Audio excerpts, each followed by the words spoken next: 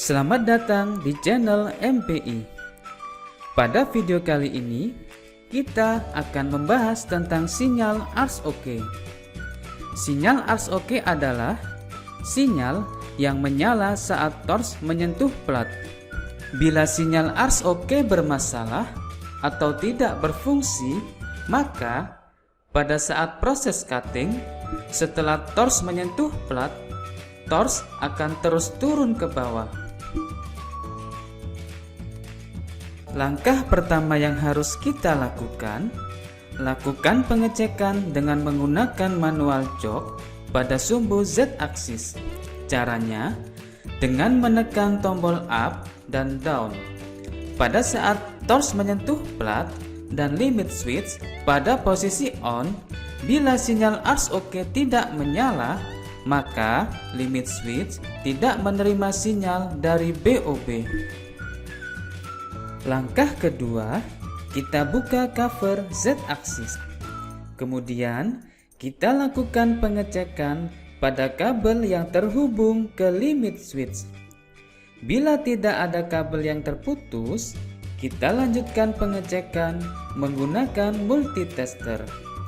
Lalu, kita tempelkan pada konektor limit switch. Kemudian, kita naikkan linear block hingga limit switch pada posisi on. Bila multitester menyala, itu menunjukkan bahwa tidak ada kabel yang terputus dari konektor ke limit switch. Langkah ketiga, kita lepas sambungan kabel RSOK. Lalu, kita sambungkan kedua kabel yang keluar dari box panel. Bila sinyal RSOK tidak menyala, itu menunjukkan pinhole pada BOB tidak mengeluarkan sinyal. Langkah keempat, kita buka box panel, kemudian kita siapkan kabel yang kita kupas kedua sisinya.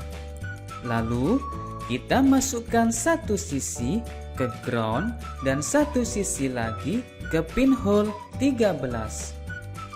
Bila sinyal RSOK menyala, maka kita harus memindahkan pinhole dari posisi sebelumnya ke pinhole 13. Langkah kelima, kita merubah angka pada input sinyal. Caranya, kita masuk pada menu config, kemudian port and pin, lalu input sinyal, dan kita scroll sampai kolom input 3. Kemudian kita merubah angka yang sebelumnya 11 menjadi 13. Sebagai catatan, pinhole yang digunakan untuk sinyal RSOK ada beberapa versi. Ada yang menggunakan angka 10 dan angka 11. Ada juga angka 11 dan angka 13. Dan pada BOB MPI menggunakan huruf X arti lain dari angka 10 dan huruf A arti lain dari angka 11. Langkah keenam, kita tempelkan lagi kabel RSOK. Bila sinyal RSOK menyala, itu menunjukkan BOB sudah mengeluarkan sinyal. Lalu, kita sambungkan kabel RSOK.